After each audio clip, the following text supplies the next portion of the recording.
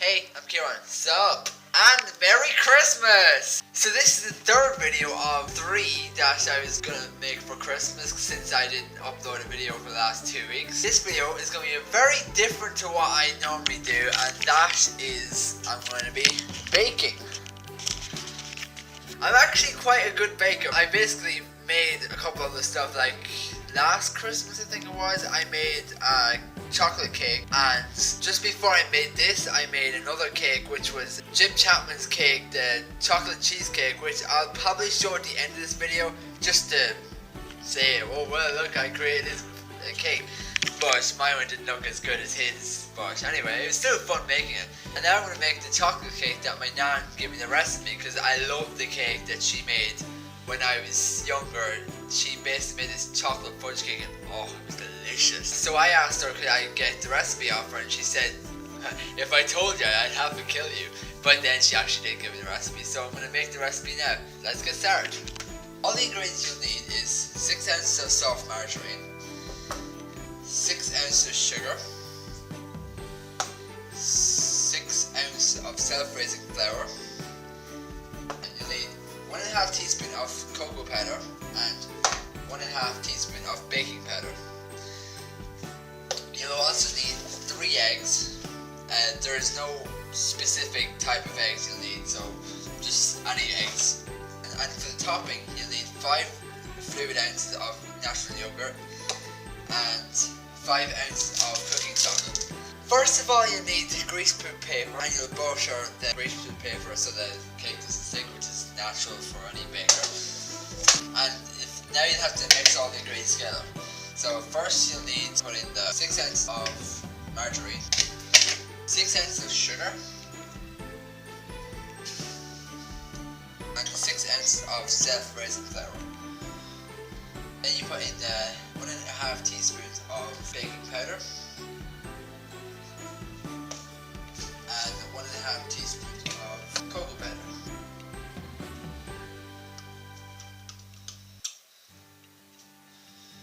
And you can use an electric whisk if you want to mix all the ingredients together. But before you put in, I totally forgot to put the eggs in. So normally when you're putting all the ingredients in, you just put in gradually one by mixing around. But what I did is just I put them all together, and I'm going to mix them all together now. But you can use an electric mixer, and if you don't have an electric mixer, you can use a whisk, which takes longer but still saves more money. So you just put the eggs in as well.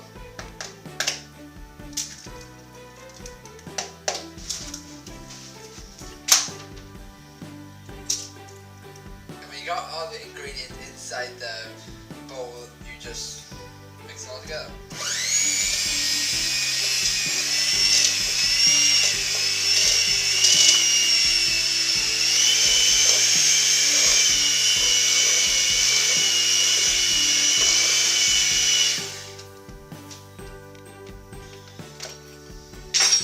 When your mixture is done, it should look like that. If you're like me and you don't like wasting the stuff that's stuck on the bowl, just use a teaspoon to get it off. Okay. When you have your mixture there, just spoon that into the tin.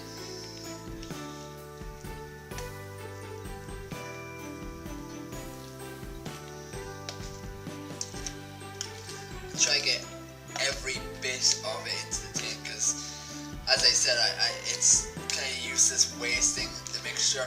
Try to get all the mixture in for as best as you can.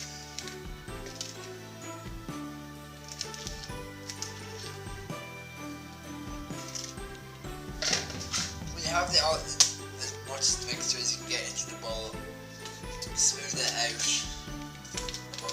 to cover all the edges. All edges? No, there's no edges in the circles. Cover all around the tin to make sure the cake bakes evenly. Hopefully for you it won't keep on moving around. The greaseproof paper won't keep moving on you, which actually it's doing to me, so come on, stop that greaseproof paper! Should I make this like a yearly thing where I bake something new? Hopefully I'll be making Jim's cake that, if I didn't say it already, I made Jim Chapman's cake. If you don't know what I'm talking about, it's the cheesecake that he made. Once you have it lined like this all around the cake, you pop this in the oven for 25 to 30 minutes at gas mark 4 or 170 degrees.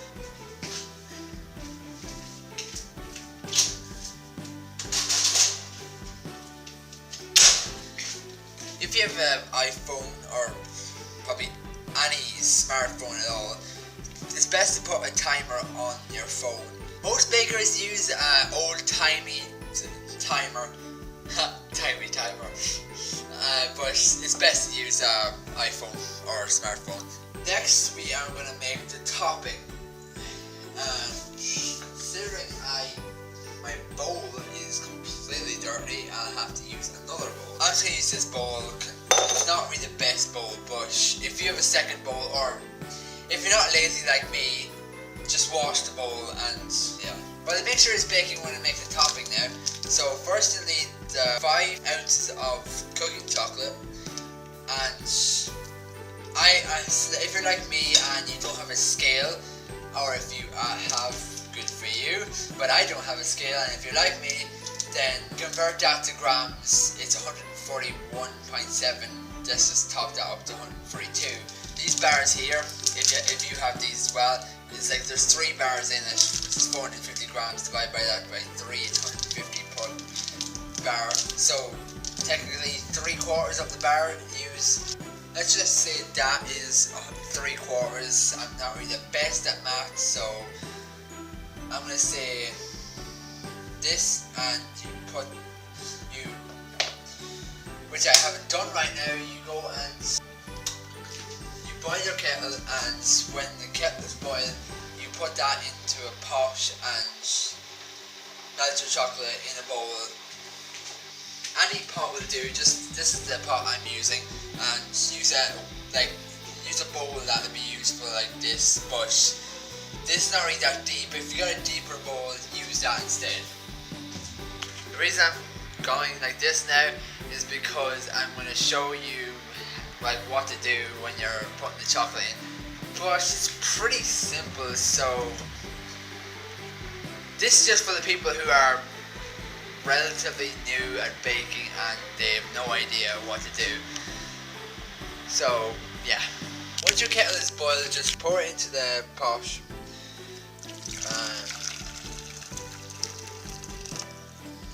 Whatever it is you think is enough, and just place the white bowl over the pot.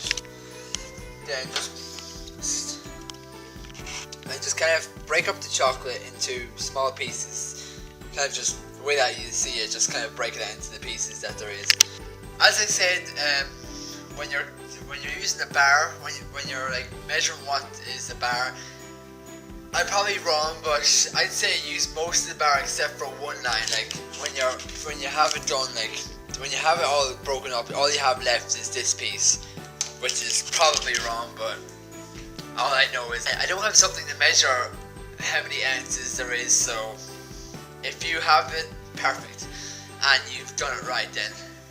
But if you don't, just kind of do what I did, just kind of put the thing. As you can see, I put all the chocolate pieces in it, and she just said let them melt, and once you see them completely melted, and there's like just, melted chocolate though, you kind of put into the mixture, which is over here. This is the natural yogurt. Just put that into the mixing bowl.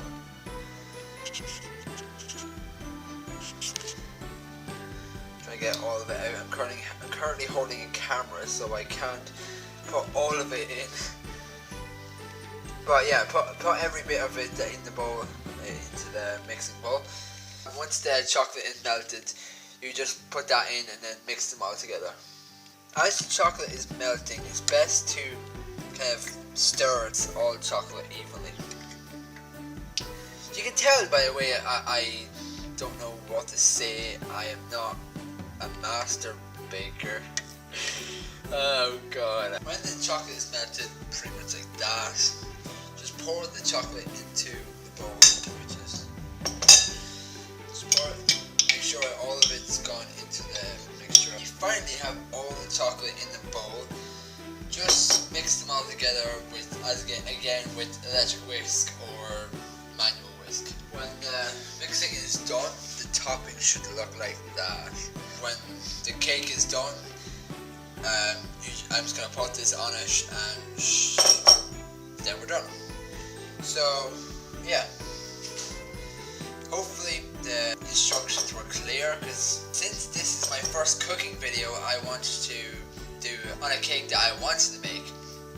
So let's hope this cake turns out well, because that looks good for me, because then that means my Nan's cake came out perfectly.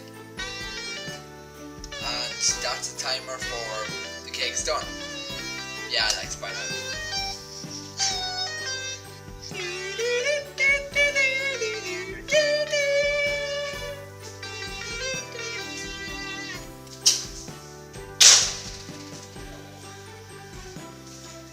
That's what the cake should look like when it's not iced. It may look a little burnt, but it's not. It probably 25 to 30 minutes was in between those times, not actually those times. So, and that's done. I have to put the chocolate topping on it. Oh, also, when you're baking this, it's best to use these type of cake tins that you can unlatch, because it makes it a lot easier to get the cake out rather than making a balls of everything. That's what the cake will look like. Normally the cake will be 2 layers, so if you want to make a second layer on that, because there normally is a second layer, but I didn't get enough ingredients to make a second layer. And if you want to make a second layer, then repeat the procedure, and should be enough chocolate topping for topping on the first layer of the cake.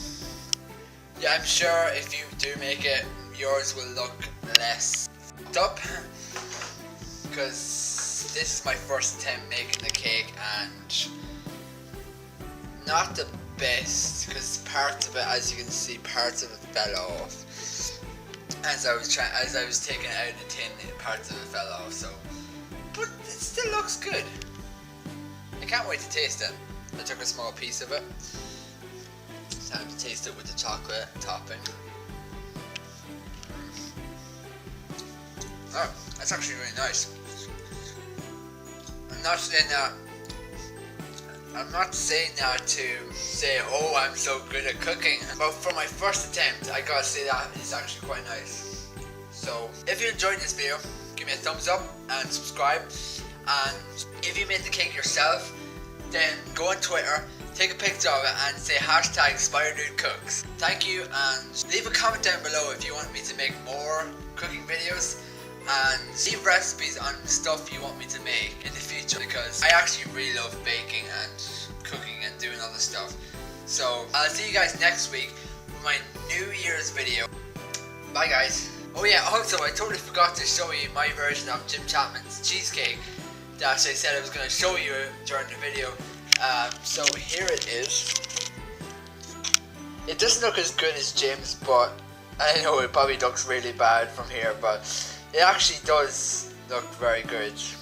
And as I said, it doesn't look as good as Jim's, and probably half or 3/4 of the people who actually made it. But my reason was I didn't have all the ingredients that was needed, or I didn't have the measurements of all the ingredients that was needed. So, but still, came out pretty good. Can't wait to taste it. Oh, also, when you're finished baking, always clean up, because if you don't and you're a messer like me, you will basically make a mess of the house and it will not look good. So always clean up after yourself and just put everything back to where you got them from. Bye bye.